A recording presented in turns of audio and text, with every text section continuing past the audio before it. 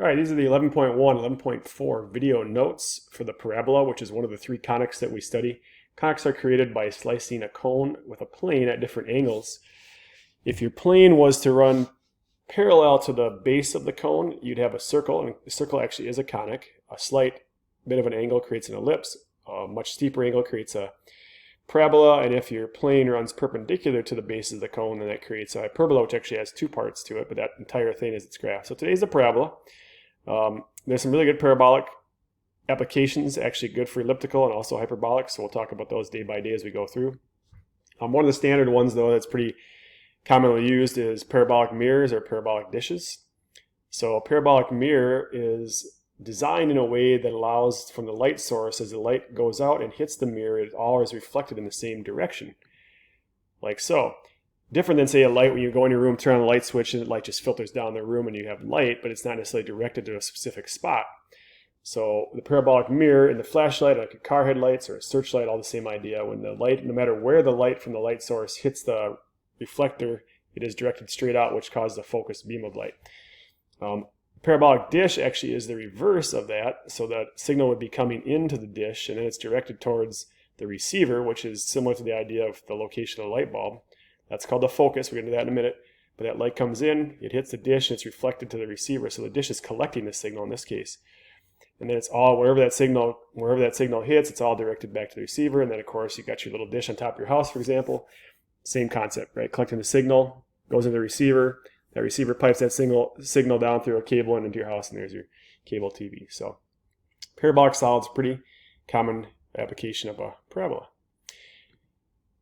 Now, as we get to talking about a parabola, it's going to be different than what you guys are used to when you did it in Algebra 2, or even we did it in the review chapter, because the equation is going to change. So a conic equation for parabola is slightly different.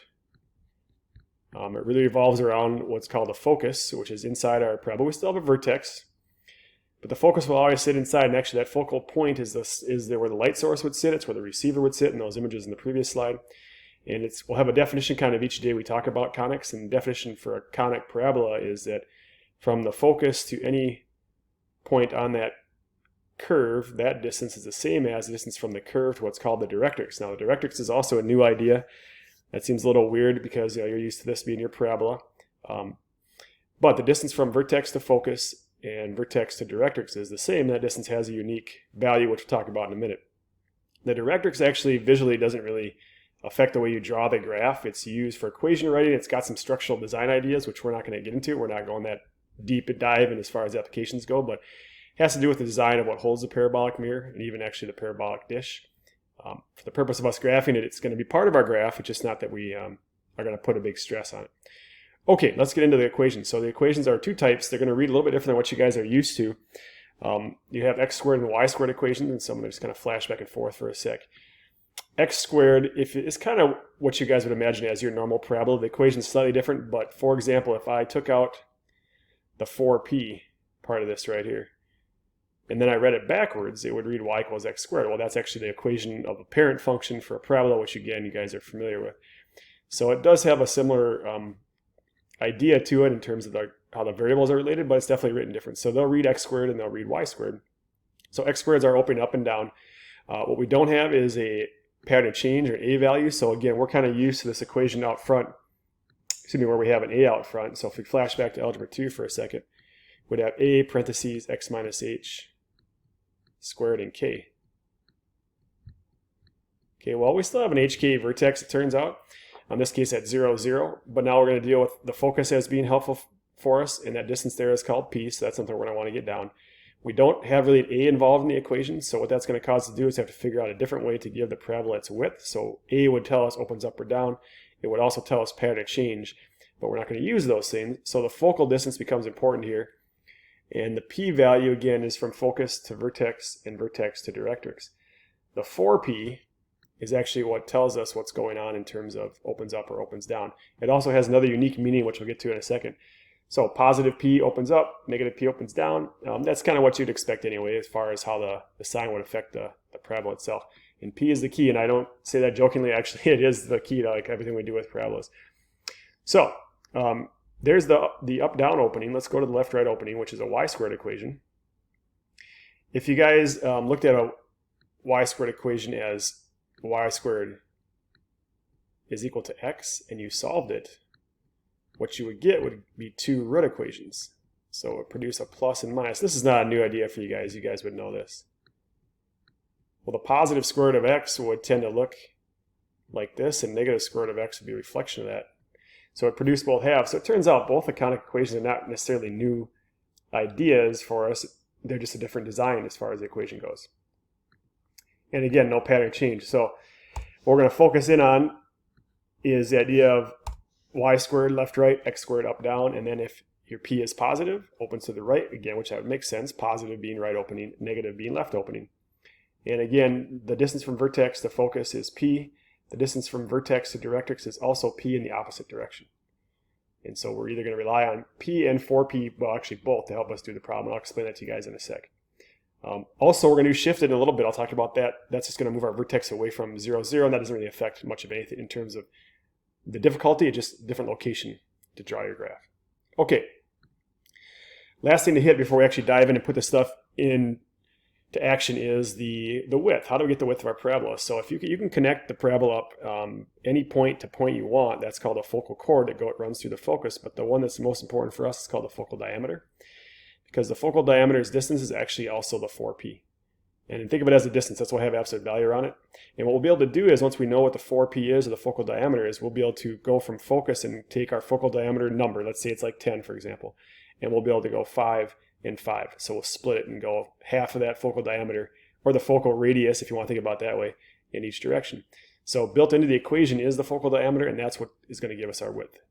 Okay, let's get started with some actual, and then the shifting quick here. So like I said, the shifting will have very little effect on anything that you guys do. More or less, it's just going to move our vertex somewhere else, but how we graph will be the same. The equations will have the x, the h and the k inserted into them. So here's an up-down opening. You see h and k inserted. And then our left-right will also have h and k. Now, this is something to be a little bit careful of, because the y is going to be first in a y squared or a left-right opening. So when you go to do your vertex, you'll have to make sure that you grab at h here and k here. Sometimes just visually, you look at the equation, our brain kind of reads left to right, and we're used to h and k being the order. So you might accidentally grab this as h and you might grab this as k. You just got to kind of watch out for that. But outside of that, there's very little difference in difficulty. Again, you'll just be doing all the stuff we do with a non-shifted graph, but from a different vertex, a different spot, not 0, 0. Okay, so we're going to kind of do those in tandem at the same time. First thing for us to do is just get started looking at an equation. So y squared, the first thing you want to do is basically make a couple mental notes to yourself. Which way is it opening? It's a positive, and it's y squared, so it opens to the right. Then it's a good thing to jot down what your 4p is and also solve for p. So right away, just which direction, and what's the 4p, because that's my focal diameter, and what's p. Again, think of this as positive, as a distance. And then what we're going to do is start graphing this, which is a non-shifted. So I've got my vertex is always at 0, 0, unless we get a shift. What I'm going to do then is visualize the fact that it opens to the right.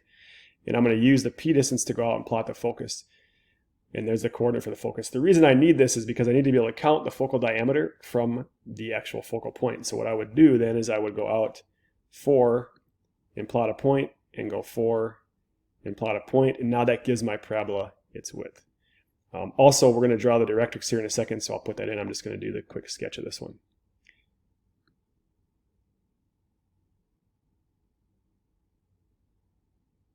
And there you go.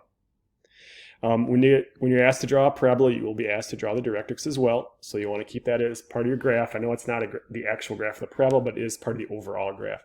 And again, where I'm getting everything to recap quick, so when I solve for p, the 2 is vertex to focus 2, vertex to directrix 2 in the other direction. And then, once you visualize right opening, that should get you good to go on where to place everything.